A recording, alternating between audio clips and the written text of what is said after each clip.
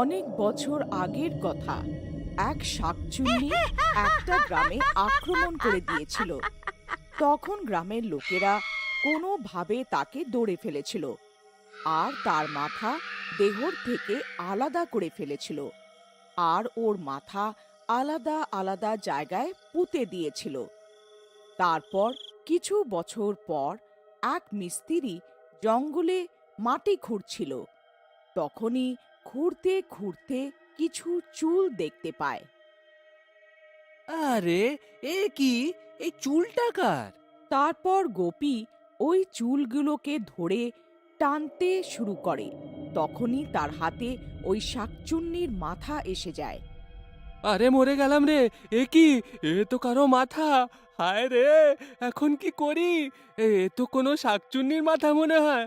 হে ভগবান, এ আমার থেকে কত বড় ভুল হয়ে গেল! এখন কি করি? এক কাজ করি, একে গ্রামে নিয়ে যাই আর প্রধানকে দিয়ে দিই এইটা। তারপরে উনি বিচার করবেন, যা করা যেতে পারবে। তারপর ঘর পৌঁছাতে পৌঁছাতে ওর রাত হয়ে যায়। তারপর সে ওই মাথাকে জানলার পাশে রেখে দিয়ে শুতে চলে যায়। তারপর মাঝরাত হতেই ওতে প্রাণ এসে যায়। হা হা হা হা হা হা! শেষ পর্যন্ত আমি ছাড়া পেয়ে গেলাম। গ্রামের লোকেরা, এখন তোমাদের থেকে বদলা নেওয়ার সময় এসে গেছে। আরে দেখুন না, পাশের ঘর থেকে কিরম আজব আজব আওয়াজ আসছে। হা হা হা হা হা হা হা! হুম। আরে মরে গেলাম রে! ওই মাথাটাতে আবার প্রাণ এসে যায়নি তো? আরে তুমি কোন মাথার কথা বলছো? আজ আমি জঙ্গলে যখন খুঁড়ছিলাম, একটা মাথা পেয়েছিলাম। ওইটাকে ঘরে নিয়ে আসলাম, ভাবলাম সকাল হলে প্রধানকে গিয়ে দিয়ে দেবো। কিন্তু রাত হয়ে গেল, তো ওকে ঘরেই রেখে দিলাম। আরে ছাড়খাড় হোক, শাকচুন্নির মাথা ঘরে কেন আনলে? হে ভগবান, এখন কি হবে? তখনই ওই মাথাটা ওদের ঘরে এসে যায়। হা হা হা হা হা হা হা হা! আচ্ছা, ওটা তুই যে আমাকে ছাড়িয়েছিল? হ্যাঁ ডাইনি বোন, আমি তো আপনাকে মাটির থেকে বাইরে বের করেছি। দয়া করে আমাকে ছেড়ে দিন। ঠিক আছে, তোর জন্য আমি ছাড়া পেয়েছি, তাই তোকে ছেড়ে দিলাম। কিন্তু তার আগে আমার একটা কাজ করতে হবে। তোকে সেই জায়গায় ফেরত গিয়ে আমার ধরও খুঁজে বের করতে হবে। আরে মরে গেলাম রে! এখন কি করি? না না ডাইনি বোন, আমি এরম করতে পারবো না। তাহলে ঠিক আছে, মরার জন্যে তৈরি হয়ে যা। আমি আগে তোর স্ত্রীর মাথা খাবো, তারপর ওর দেহতে নিজের মাথা জুড়বো। আরে মরে গেলাম রে! না না, শাকচুন্নি দয়া করো, দাঁড়াও। আরে তাড়াতাড়ি জঙ্গলে যাও, আর এই শাকচুন্নি দেহ বের করে দিয়ে দাও, না হলে আমার প্রাণ নিয়ে নেবে। না না ডাইনি বোন, আপনি এরম করবেন না। আমি এক্ষুনি আপনার সঙ্গে যাচ্ছি। আপনার দেহ এক্ষুনি খুঁজে দিচ্ছি আমি। তারপর সেই কাটা মাথা আর গোপী মাঝরাতে জঙ্গলের দিকে যায় আর ওই জায়গায় পৌঁছে দেহের খোঁজ করে। আর সে অনেক সময় অবধি খোদাই করে। তারপর ওর দেহ পেয়েও যায়। শাকচুন্নি তার দেহ দেখে খুশি হয়ে যায়। তখনই গোপী ওখান থেকে পালিয়ে যায়। তখনই ওই কাটা মাথা ওই গর্তের মধ্যে চলে যায়। আর দেখতেই দেখতে পুরো শাকচুন্নি গর্তের থেকে বাইরে এসে যায়।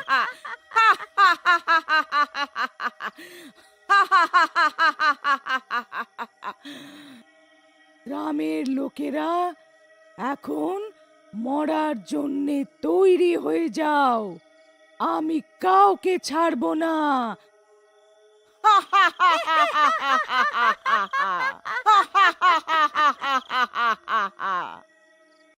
তারপর গোপী দৌড়াতে দৌড়াতে সোজা প্রধানের ঘরে পৌঁছে যায়। আরে প্রধান মশাই, দরজা খুলুন, অনেক বড় বিপদ এসে গেছে। সে মাথা কাটা ডাইনি আবার ফেরত এসছে। তারপর প্রধান নিজের ঘর থেকে বাইরে আসে। তারপর গোপী সব কথা বলে। হে ভগবান, এ কি বিপদ হয়ে গেল! আমরা ওই ডাইনির তো দুটো টুকরো করেছিলাম, এবার সে প্রতিশোধ নিতে নিশ্চয়ই ফেরত আসবে। আমাদের এক্ষুনি কিছু করতে হবে। তখনই সেই শাকচুন্নি জঙ্গল থেকে বেরিয়ে গ্রামে ফেরত এসে যায়। এই গ্রামের লোকেরা, কোথায় লুকিয়ে বসে আছিস? তোরা কিভাবে আমার দুই টুকরো করেছিলিস? এখন বদলা নেবার সময় এসে গেছে। সব গ্রামের লোকেরা ওকে লুকিয়ে লুকিয়ে দেখতে থাকে, আর ওই শাকচুন্নি শিকারের খোঁজে গ্রামের গলিতে ঘুরতে থাকে। প্রধান মশাই, ওই দেখুন, ওই ডাইনি গ্রামের লোকেদের খোঁজে এদিক ওইদিক ঘুরছে। যদি কোনো গ্রামের লোক পেয়ে যায় তো তাহলে সে তার মাথা দেহর থেকে আলাদা করে দেবে। ভাই, কারোর কাছে যদি কোনো উপায় আছে তো বলো, না হলে সকাল হওয়া অবধি কেউ বাঁচবে না। প্রধান মশাই, আমার কাছে একটা উপায় আছে। আমরা ওই ডাইনিকে পুরনো ঘরটাতে আটকাতে পারি। আমি ওই ডাইনির ভোজন হয়ে যাব, ওই ঘরে গিয়ে থাকবো। ও আমার শিকার করার জন্য নিশ্চয়ই আসবে। এতটা বলে ভীমা দৌড়ে ওই ঘরের বাইরে পৌঁছে যায় আর ওই শাকচুন্নিকে দেখতে থাকে। এই ডাইনি, দেখ তোর কাল এইখানে দাঁড়িয়ে। আমি তোর দু টুকরো করেছিলাম, এত তাড়াতাড়ি ভুলে গেলি? এই ভালো হলো যে তুই নিজের থেকে আমার সামনে এসে গেলি। আমার কবের থেকে তোর খোঁজ ছিল, দাঁড়া, আমি এখনই দেখাচ্ছি। তারপর যেই শাকচুন্নি ভীমার দিকে যায়, ভীমা দৌড়ে ঘরের ভেতরে চলে যায় আর একটা জায়গায় গিয়ে দাঁড়িয়ে পড়ে। সেই ঘরের ছাদের ওপর গোপী আর শিবা আগের থেকেই দাঁড়িয়ে থাকে। ভীমা ভাই, তুমি ভয় পেও না। যেই ডাইনি তোমার কাছে আসবে আমরা তোমাকে উপরে টেনে নেব। তারপর শাকচুন্নিও ভীমার পেছন করতে করতে ওই ঘরে ঢুকে পড়ে। এখন আমার থেকে বেঁচে কোথায় যাবি মূর্খ? যখন সেই শাকচুন্নি ভীমার ওপর হামলা করে তখন গোপী ওই দড়িটাকে নিচে ফেলে দেয় আর ভীমা ওই দড়ির সাহায্যে বাড়ির ছাদে চড়ে যায়। তারপর তিনজন কাঠের সাহায্যে ছাদের ফুটো বন্ধ করে দেয় আর প্রধান ঘরের দরজা বাইরে থেকে বন্ধ করে দেয়, যাতে শাকচুন্নি বাড়ির থেকে বাইরে না আসতে পারে। তারপর সেই শাকচুন্নি ওই ঘরে আটকে যায়। এই মূর্খ গ্রামের লোকেরা, তোমাদের কি মনে হয় তুমি আমাকে এই ঘরে আটকে ফেলবে? ভাইরা, আমার মনে হচ্ছে বেশিক্ষণ আমি এই ডাইনিকে আটকাতে পারবো না। প্রধান মশাই, ব্যাস কিছুক্ষণের মধ্যেই সূর্য বেরোয় আসবে। আমাদের আর কিছুক্ষণ এই ডাইনিকে এই ঘরে আটকে রাখতে হবে। তারপর শাকচুন্নি জোরে জোরে দরজা ধাক্কা দিতে লাগে। তখনই দিন হয়ে যায় আর আকাশে সূর্য বেরিয়ে আসে। তারপর গোপী ছাতে থাকা কাঠটা সরিয়ে দেয়, যাতে সূর্যের আলো ভেতরে যায়। তারপর সূর্যের আলো ভেতরে যেতেই ওই শাকচুন্নি তরপাতে থাকে। এই গ্রামবাসীরা, তোমরা আবার প্রতারণা করে আমাকে ফাঁসিয়েছো। এটা তোমরা ভালো করনি। মরে গেলাম রে, হায় হায় মরে গেলাম। এই সূর্য তো আমাকে জ্বালিয়ে দম নেবে। তারপর দেখতেই দেখতে ওই শাকচুন্নি জ্বলে ছাই হয়ে যায় আর আরেকবার গ্রামের লোকেদের একত্রতার জন্য শাকচুন্নি থেকে ছাড়া পেয়ে যায়। এক গ্রামের বাইরে এক নির্জন জায়গা ছিল। সেখানে এক ডাইনি থাকতো। ডাইনির নিজের একটি বাগান ছিল, যেখানে সে সবজি চাষ করত। কিন্তু দিনের বেলা সেই ডাইনি সাধারণ বউদের মতনই থাকতো। বাহ, কি সবজি চাষ করি আমি! আমার মতন সবজি কেউ চাষ করতে পারবে না। এখন এই পুরো গ্রাম আমার অধিকারে হবে। তারপর সে ডাইনি সাধারণ বউয়ের মতন এক ঝুড়িতে সবজি ভরে গ্রামে বিক্রি করতে বেরিয়ে যায়। আরে ও সবজিওয়ালি, কিছু সবজি তো দিয়ে যাও। এত দেমাকে কোথায় যাচ্ছ সবজি না দিয়ে? ব্যাস আপনার কাছেই আসছিলাম। এই নিন, যা নেওয়ার নিয়ে নিন, সস্তায় দিয়ে দেব। তারপর কুসুমা সবজিওয়ালির থেকে সবজি নিয়ে নেয়। অন্ধকার হতে হতে সবজিওয়ালি নিজের ঘরে ফিরতে থাকে। ঘরে পৌঁছাতে পৌঁছাতে অন্ধকার হয়ে যায়, আর সে নিজের আসল রূপে এসে যায়।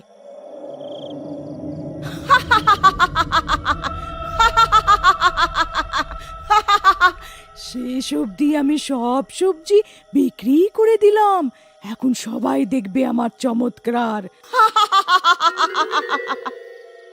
অন্যদিকে কুসুমা সবজিওয়ালির থেকে কেনা সেই সবজিগুলো দিয়ে রাত্রের খাবারের জন্য রান্না করে। সবাইকে খেতে দেওয়া হয়। আরে বাহ, আজ সবজির স্বাদ তো খুব আলাদা। আজ তো মনে হচ্ছে খাবারের সঙ্গে সঙ্গে আমি নিজের আঙুলটা না খেয়ে ফেলি। এই সব কথা ডাইনি তাদের বাড়ির বাইরের থেকে জানলা দিয়ে দেখতে থাকে। সেই ভয়ানক আওয়াজ বের করা শুরু করে দেয়। খাও খাও, আনন্দে খাও, তখন তো মজাটা আসবে।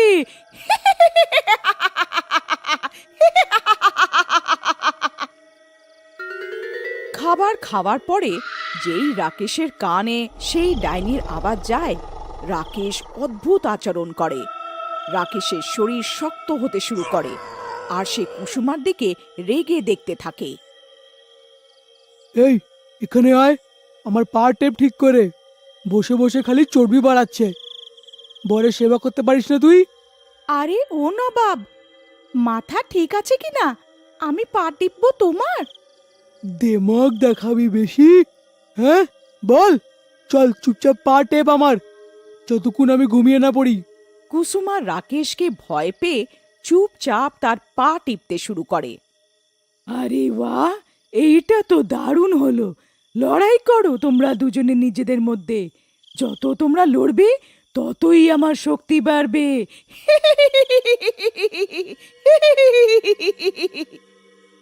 তারপর ডাইনি উড়ে উড়ে নিজের ঘরে ফেরত চলে যায়। পরের দিন সকালে ডাইনি আবার সবজিওয়ালির বেশে গ্রামে সবজি বিক্রি করতে চলে আসে। আজ তো আরো বেশি সবজি বিক্রি করে যাব। খুব শিগগির এই পুরো গ্রামটা আমার হবে।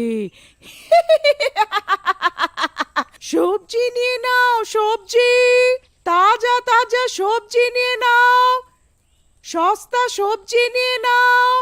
আরে ও সবজিওয়ালি, আরে একটু দেখা তো কি কি সবজি নিয়ে এসেছিস।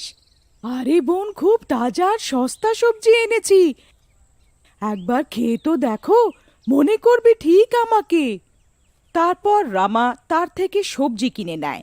এইভাবে আরও অন্য ঘরের বউরা সেই সবজিওয়ালির থেকে সবজি কিনে নেয়। রাত হওয়াতে ডাইনি রামার ছাতের ওপর থেকে ভেতরে দেখে আর ভুতুড়ে পরিস্থিতি বানায়। ওগো, আজকে আমি আপনার পছন্দের খাবার বানিয়েছি, একটু খেয়ে তো বলুন কেমন লাগছে। আরে প্রিয়তমা, তুমি বানিয়েছো যখন ভালোই হবে, এতে কোনো সন্দেহ নেই। খাবার খাওয়ার পরে যেই সেই ডাইনির আওয়াজ শুনতে পায়, তার হাব ভাব পাল্টে যায়, তার চোখ লাল হয়ে যায়, আর সে রামাকে মারতে শুরু করে। আপনি এটা কি করছেন? আমি কি করেছি? আমাকে ছাড়ুন, ছাড়ুন, আমায় ছাড়ুন। বেশি বুদ্ধিমান ভাবিস নিজেকে? আমাকে পাগল ভেবেছিস? কত মজা আসছে, এখন তো এইসব রোজ হবে, সেটাও সবার ঘরে। পরের দিন। আরে রমা বোন, তোমার মুখে চিহ্ন কিসের? ব্যথা লেগেছে? এখন কি বলি বোন, আমার তো কপালটাই পোড়া। জানা নেই আমার বরের কি হয়ে গেছে, এখন মারপিট করতে শুরু করেছে।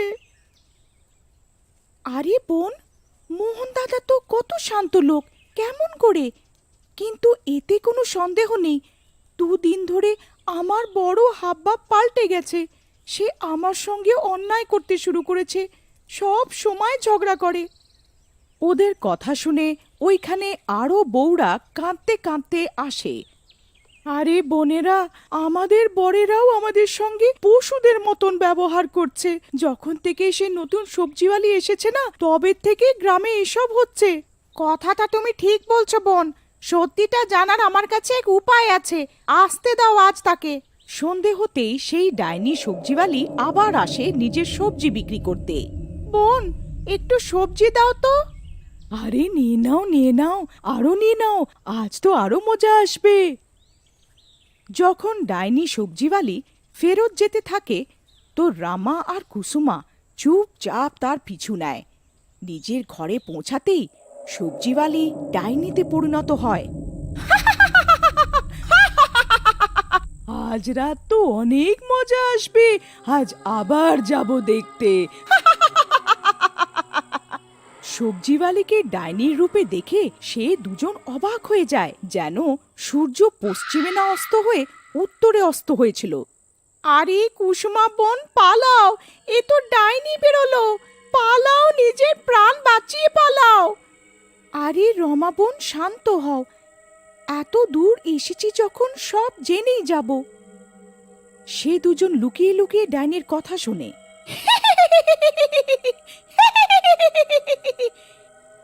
এই আমার সবজিগুলোই আমার শক্তি, এই সবজিগুলো আমি খারাপ শক্তি দিয়ে চাষ করি, যা পেটে যেতেই তাদের আমার বশে করে দেয়।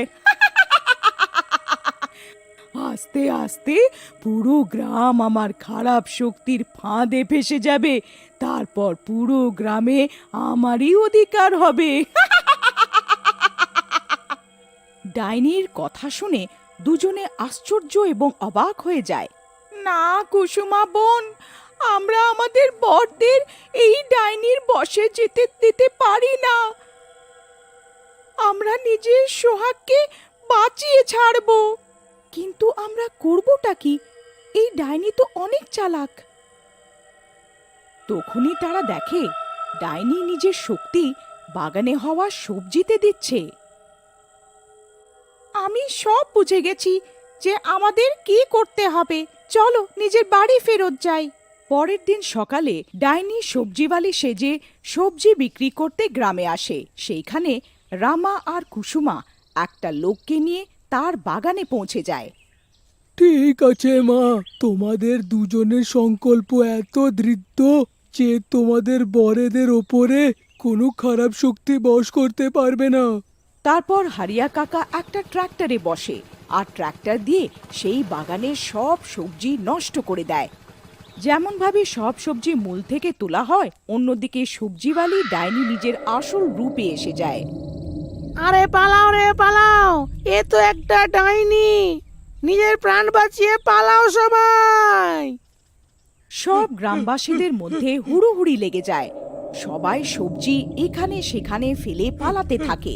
কিন্তু এ কি, ডাইনি তো নিজেই অস্থির হয়ে ওঠে। আরে না, এটা হতে পারে না, আমি দুর্বল হতে পারি না, না না না না। ডাইনি দৌড়াতে দৌড়াতে নিজের সবজি বাগানের দিকে আসে। পালাও এখান থেকে, বলছি পালাও, পালাও আমার বাগান থেকে, আমার সবজি আমার শক্তি, সরো এখান থেকে, সরো সরো সরো, নাহলে আমি একজনকে খেয়ে ফেলবো। এখন তুই আমার কিচ্ছু করতে পারবি না। তুই কি জানিস এক স্ত্রীর কত শক্তি হয়? এক স্ত্রী নিজের বরকে যমরাজের থেকেও ফিরিয়ে আনতে পারে। আর দেখতেই দেখতে পুরো বাগান নষ্ট হয়ে যায়, আর সবজির সাথে সাথে ডাইনিও পুড়ে ছাই হয়ে যায়।